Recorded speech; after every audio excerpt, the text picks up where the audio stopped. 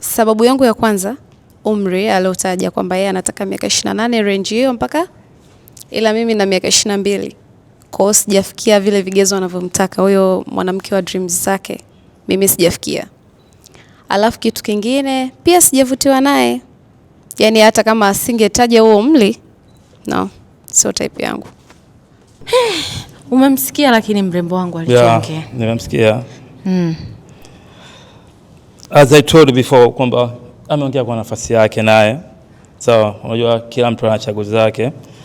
Ndio maana mimi nikaja swala zima la umri. Ndio. So, unajua hizi umri zao kuna mambo mengi hujamaliza.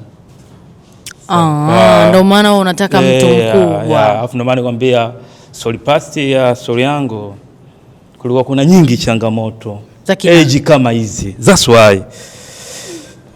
Mmemvunja baba wa watu moyo. Nyie mmemvunja baba wa watu moyo. Acha ateseke. Umri umeshaenda. Huyu kweli atakuwa amesema umri umeenda. Hata unaona majibu yake kwamba sio mazuri. Ana mdomo. Kwa hiyo hata ndani ya nyumba unaweza itakweje hapo.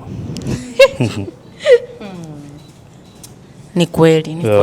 Kwa hiyo sio mwanamke wa ndoto zako wala hafanani. Tuweke age pembeni. Let's say alikuwa na miaka 30. Hebu look at her. Hebu mpe katwe kidogo akuone aone maua. I don't like it katwe. The thing about I like the way alivyo dress. Yes. Kushinda yule mara kwanza. Mavaa vizuri nimependa. Ila kwenye ndani ya nyumba my dear. No. Ana mdomo. Okay. Tumwache baba watu. Tuache kwanza.